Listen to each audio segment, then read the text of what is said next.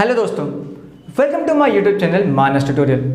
जैसा कि हमने पिछले वीडियो में TFR GS इस एग्ज़ाम के बारे में डिटेल में देखा कि what are the exam pattern, क्या होते हैं, कौन कौन एलिजिबल होता है, ये सारी चीज़ें एग्ज़ाम पैटर्न क्या होते हैं।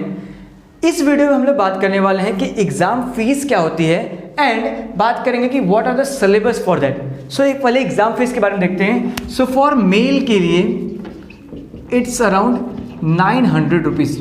ये बातें मैं एग्जाम फीस वाली बात पिछले वीडियो में भूल गया था, तो यहाँ पर मैं डिस्कस कर लेते हैं। सो इन मेल 900 रुपीज़ होता है and for female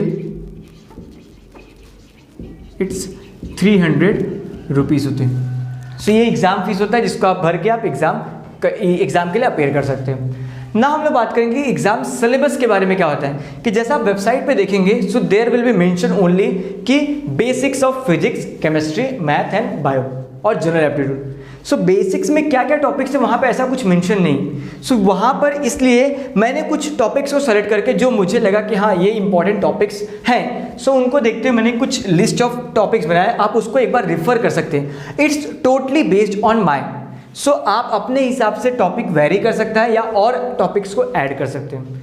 so first start with general aptitude जो सेक्शन ए में आता है। सो उसमें आते हैं बेसिक कैलकुलस के प्रॉब्लम आते हैं, ट्रिग्नोमेट्री से रिलेटेड बेसिक्स आते हैं, प्रोबेबिलिटी बेस्ड, टाइम बेस्ड कि वो एक लेडी स्कूल गई, वहाँ से वो स्कूल आने में वो 10 किलोमीटर की स्पीड से थी, वो 20 किलोमीटर की स्पीड से, तो वो कहाँ पर मिलेंगे, इस टाइप के क्वेश्चन या टाइम बेस्ड क्वेश्चंस आते हैं। मिरर इमेजिंग ऑफ क्लॉक कि क्लॉक में 4 o'clock हो रहे थे, फिर उसको रमेश ने उसमें देखा ग्लास ऑफ वाटर में देखा तो उसको कितना टाइम दिखेगा, ऐसे टाइप के क्वेश्चंस।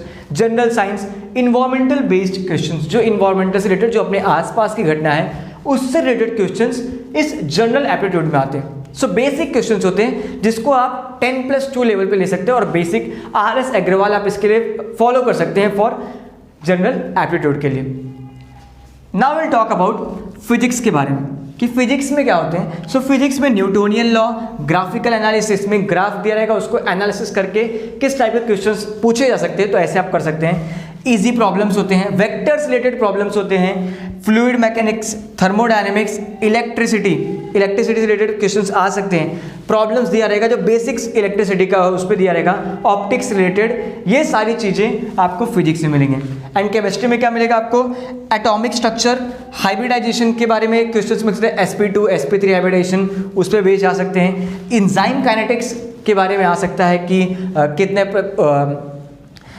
एंजाइम काइनेटिक्स का ग्राफ है उसके बेस पे आ सकते हैं। Then organic and inorganic chemistry से रिलेटेड क्वेश्चंस इस केमिस्ट्री में आते हैं। Now will talk about biology में। सो इन बायोलॉजी, जो बायोलॉजी अपना कोर सब्जेक्ट है, तो इससे हमें बेसिक चीज़ें, हमें सारी चीज़ें आती हैं, जैसे पॉपुलेशन जेनेटिक्स के क्वेश्चंस होते हैं, animal physiology, different systems, respiratory system, digestive systems, वो सिस्टम से रिलेटेड आ सकते हैं। Plant physiology, metabolism, hormonal regulations, कौन कौन से हार्मोन है, मेंस्ट्रुअल साइकिल में कौन से हार्मोन्स रेगुलेट करते हैं, सो वो हार्मोनल सिस्टम, उसका रेगुलेशंस। बेसिक इम्यूनोलॉजी, एकदम बेसिक इम्यूनोलॉजी आ सकता है। देन जेनेटिक्स में लिंकेज डिटर्मिनेशन और पे डिग्री, ये पे डिग्री इंपॉर्टेंट है बिकॉज पे डिग्री आता है easily. And environmental based question. So ये था बेसिक्स जो कि आप रिफर कर सकते हैं to clear this exam. Now will talk about strategies, क्या स्ट्रैटेजी या किन चीज़ों को हमें इस प्रिपरेशन के टाइम पे हमें ध्यान रखना चाहिए, उसके बारे में देखते हैं। Now we will talk about strategies for preparation of this exam. JEE mains को प्रिपेयर करने के लिए क्या स्ट्रैटेजी होनी चाहिए। सो देयर आर 5 रूल्स दिया है जिसको आप फॉलो करेंगे तो आप इजीली क्रैक कर सकते हैं एग्जाम। नंबर 1 इज है smart study. Smart study means क्या है कि जो टॉपिक्स अभी जो मैंने बताए इनको या और आपको कहीं से अगर मिला है, सो उन टॉपिक्स को रेगुलर बेसिस पे कवर करना एंड उसका हैंड रिटन नोट्स बनाना, जिसमें क्या होगा कि बहुत सारे फ्लो चार्ट्स होंगे, सो आपको रिवीजन में बहुत ईजिली हेल्प होगा।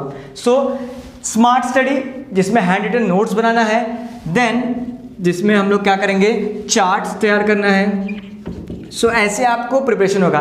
And you must follow NCERT book for physics, chemistry and bio. And 10+12 की जो NCERT बुक होती है वो आपको इंटरव्यू में बहुत हेल्प करेगी। सो बेसिक्स के लिए आप ये रेफर कर सकते हैं। Second, time management. सो किसी भी एग्जाम को क्लियर करने के लिए हर टॉपिक को एक स्पेसिफिक टाइम देना चाहिए एंड उस टाइम पीरियड में उस एग्जाम को, उस टॉपिक को कवर करना चाहिए। सो ये टाइम मैनेजमेंट बहुत ही इंपॉर्टेंट है। देन इवैल्यूएशन, आपने टॉपिक पढ़ लिया, अभी उसको इवैल्यूएट करना, बिकॉज इवैल्यूएशन ही उतना ही इंपॉर्टेंट है जितना स्टडी करना। बिकॉज इवैल्यूएशन आपने पढ़ा, वो एग्जाम में आप एग्जाम के क्वेश्चंस को आप कर पा रहे हैं या नहीं, ये इंपॉर्टेंट है। सो इसके लिए आप क्या कर सकते हैं, आप मॉक टेस्ट दे सकते हैं या फिर प्रीवियस ईयर क्वेश्चंस के प्रॉब्लम्स को आप रेगुलर बेसिस पे सॉल्व करिए, जिससे आप अपने आप को इवैल्यूएट कर पाएंगे कि मैं किस पोजीशन पर हूँ इस एग्जाम को क्लियर करने के लिए। एंड देन जो भी गलतियाँ हों उस गलती को रिमूव करते हुए प्रैक्टिस कीजिए एंड प्रैक्टिस प्रैक्टिस प्रैक्टिस। इसी प्रैक्टिस की वजह से ही आपको क्या होगा, जितने भी आपके डाउट्स होंगे वो क्लियर होंगे। एंड रेगुलर प्रैक्टिस से क्या होगा कि आपको उन क्वेश्चंस आपके लिए फेवरेबल हो जाएंगे, फैमिलियर हो जाएंगे, तो आपको करने में मजा आएगा एंड आपके लिए इजी होगा। And the last one is a positive thinking. हमेशा हर स्टेज पे पॉजिटिव थिंकिंग रखो कि yes we can do it, it can be easily crackable. हम लोग इजिली क्या कर सकते हैं, उसको क्रैक कर सकते हैं। सो अगर ये आप 5 मंत्र को या 5 रूल को फॉलो कर सकते हैं तो आप इजिली एग्जाम को क्रैक कर सकते हैं। JEE बिल्स इस एग्जाम के बारे में पूरा डिटेल में देख लिया कि व्हाट आर द स्ट्रैटेजीज होनी चाहिए, इसका एप्लीकेशन फॉर्म कैसे कब आता है एंड विच सब्जेक्ट सिलेबस क्या है, सारी चीज़ें हम लोग ने कवर कर लिया। इन नेक्स्ट वीडियो हम लोग कवर करेंगे कोई और एग्जाम के बारे में। So please stay tuned with us and अगर आप इस चैनल पे न्यू है so please subscribe it and press the bell icon, जिससे कि आपको आने वाली वीडियो की नोटिफिकेशन मिलती रहे। Thank you.